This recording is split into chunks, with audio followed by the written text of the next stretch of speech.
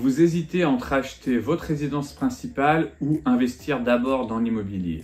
Dans cette vidéo, je vais voir avec vous les avantages et les inconvénients de chacun des cas et on va essayer de répondre à la fin à qu'est-ce qu'il faut mieux faire en fonction de différents profils. Donc pour ceux qui ne me connaissent pas, je suis Sébastien Ruchat, je suis conseiller immobilier sur Rennes et les alentours depuis 18 ans et j'ai cette chaîne pour vous parler d'entrepreneuriat, de finance et bien sûr d'immobilier. Donc on va essayer de commencer ensemble, j'ai pris quelques petites notes pour bien vous expliquer un petit peu tout ce qu'on va voir. Donc d'abord tous les avantages et les inconvénients, ça va être la première partie et on va parler d'abord de la résidence principale. Donc le premier avantage que je vois sur la résidence principale, c'est tout simplement le côté sécurité, stabilité. C'est vrai qu'en France, on est quand même énormément attaché à la pierre. Se créer d'abord un petit cocon, un endroit où on a notre sécurité, notre stabilité, où on met à l'abri notre foyer, on a un toit sur la tête, ça c'est quelque chose qu'on entend très régulièrement, penche en faveur d'investir d'abord dans sa résidence principale, puisqu'en plus on se sent bien chez soi, on est chez soi, on a l'impression de ne pas justement verser de loyer à perte à quelqu'un qu'on ne connaît pas, et donc d'investir pour soi. C'est donc la première chose pourquoi on a envie d'investir dans une résidence principale. C'est aussi une deuxième chose qui est un petit peu plus subtile, c'est qu'on a envie de se sentir chez soi, donc on se dit au moins on va pouvoir décorer comme on a envie, on va pouvoir faire plein de petites choses à l'intérieur, et ça donne un sentiment de bien-être. Du coup, ça peut être vraiment important pour certaines personnes. Donc, il faut le garder à l'esprit. C'est pas du tout quelque chose qu'il faut mettre de côté et négliger. Le fait de se sentir chez soi et bien chez soi est vraiment quelque chose d'important. Ensuite, l'accès facile au crédit.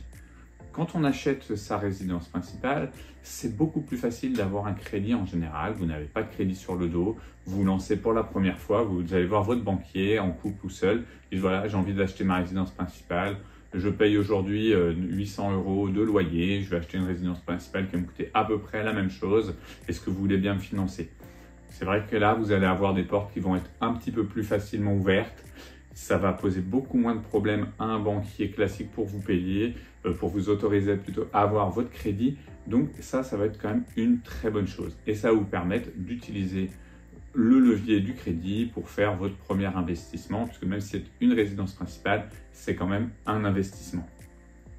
Ensuite, il y a l'effet vraiment, pour moi, j'en ai un peu parlé, mais l'effet psychologique, qui est vraiment là, cette impression de ne pas payer de loyer, même si en vrai vous payez un loyer à votre banque, mais vous remboursez vous-même, et on dit à peu près qu'il y a 2 tiers de capital, 1 tiers d'intérêt, donc vous ne donnez qu'un petit tiers de ce que vous donnez à un inconnu, qui n'est pas vraiment un inconnu, qui est votre banque, contrairement quand vous payez votre loyer où vous donnez tout au propriétaire, et donc vous n'épargnez pas pour vous. Donc ça, c'est vraiment une question qui est importante, le côté psychologique, il est vraiment là, puis de se dire que dans 20 ans, 25 ans, vous n'avez plus de crédit, votre logement, il est à vous, vous serez dedans et vous n'aurez plus rien à débourser. Donc ça peut être vraiment très important.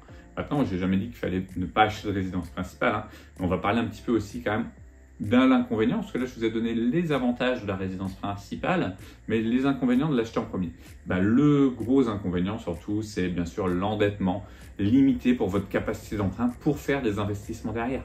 Ça, c'est une chose très importante, parce que beaucoup de couples ou de personnes seules s'endettent à 30-33% d'endettement pour l'achat de la résidence principale. Donc, si vos revenus n'augmentent pas dans le temps, il va falloir attendre d'avoir payé votre résidence principale pour pouvoir faire un investissement locatif et donc préparer votre avenir en ayant des revenus futurs qui vont rentrer. Donc ça, c'est l'inconvénient majeur de faire une résidence principale en premier, c'est votre capacité d'endettement. Ensuite, on va parler un petit peu quand même d'investir avant d'acheter sa résidence principale. C'est quelque chose qu'on ne voyait presque jamais avant. Moi, quand j'ai commencé il y a 18 ans, je voyais très peu ce cas-là et je le vois de plus en plus. Donc, je vais essayer de vous expliquer pourquoi ça peut être important. Déjà, en fait, le départ de tout ça, c'est des gens qui ont souvent envie de se créer un patrimoine un parc locatif, comme on peut appeler ça. Et donc, dans ces cas-là, on peut décider de louer sa résidence principale dans un premier temps et de commencer à s'endetter avec de l'investissement. Puisque quand on va s'endetter sur des investissements, on ne va pas être endetté de la même façon, puisque la banque va avoir son calcul.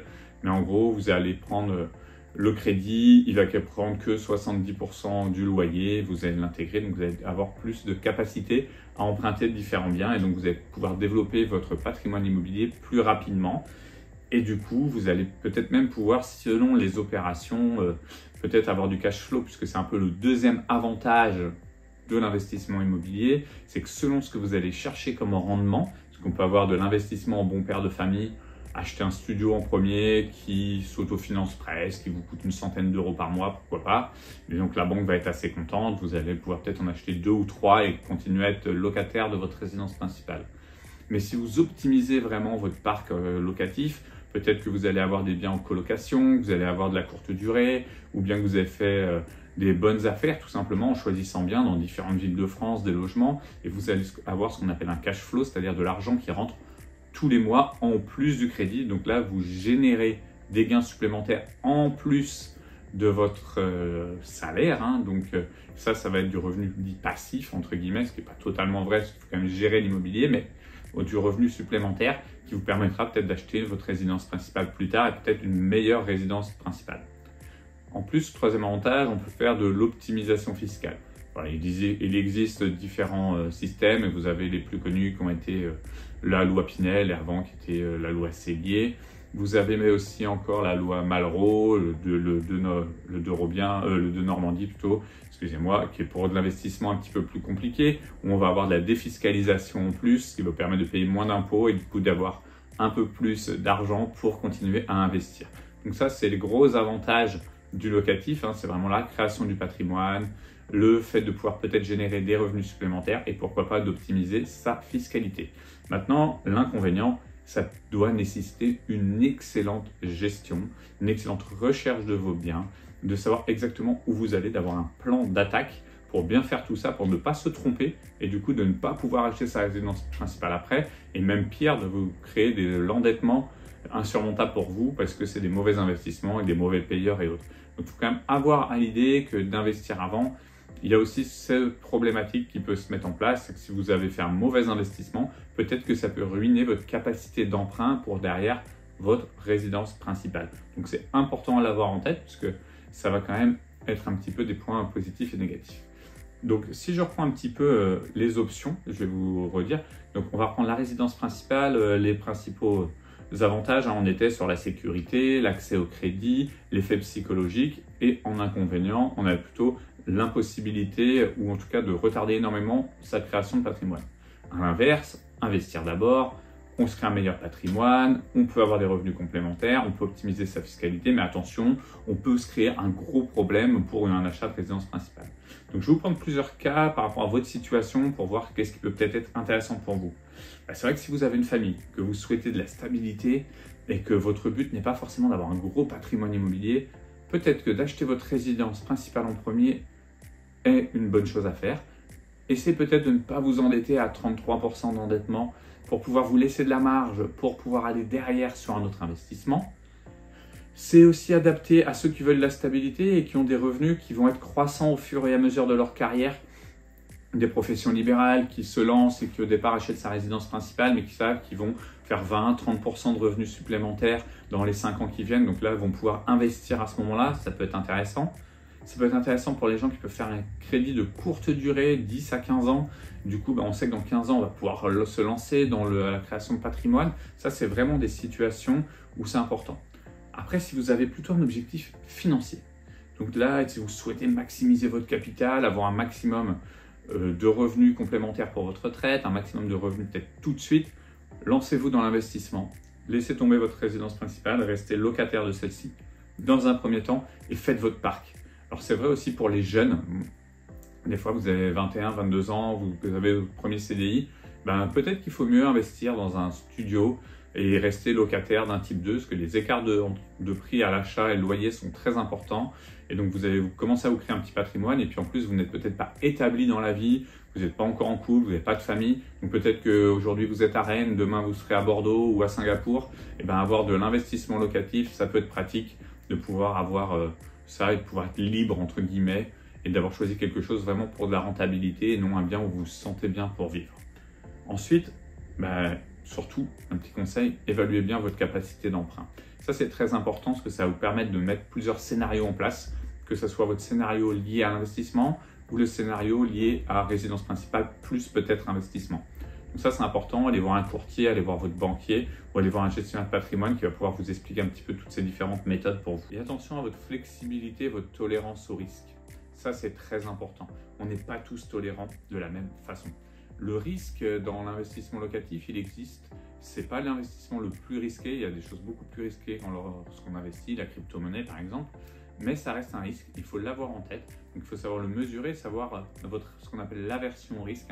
Est-ce qu'on le supporte ou est-ce qu'on ne le supporte pas? Essayer vraiment de comprendre ça. Et ensuite, moi, je m'adresse là aux gens qui ont peut-être moins de 30 ans. Réfléchissez, mais est-ce que votre achat de première résidence principale ne peut pas être mêlé à un investissement? Je m'explique. Est-ce qu'on ne peut pas acheter sa première résidence principale célibataire, s'acheter un petit type 2, au lieu d'acheter un type 2 de 50 mètres carrés à 250 000 euros par exemple, ou 200 000 euros à Rennes, est-ce qu'il ne faut pas acheter un type 2 qui va vous coûter 130, 140 peut-être, mais qui va faire 25-26 mètres carrés? On va être peut-être un peu moins confort au début, mais on va vivre dedans, on va commencer à rembourser le crédit. Et dès qu'on va se mettre en couple ou qu'on va mieux gagner notre vie, hop, on passera cet appartement en locatif et on ira derrière sur un achat de résidence principale et on aura déjà commencé ses investissements. Ça peut être une option, il en existe plein. Si vous voulez échanger avec moi, n'hésitez pas. En attendant, vraiment donnez-moi de la force, likez cette vidéo, partagez-la un maximum. Si vous n'êtes pas abonné à la chaîne, je ne sais pas ce que vous attendez pour le faire. Il y a une vidéo tous les lundis qui parle d'immobilier ou de finance. Donc je vous dis à très vite pour une nouvelle vidéo. Ciao!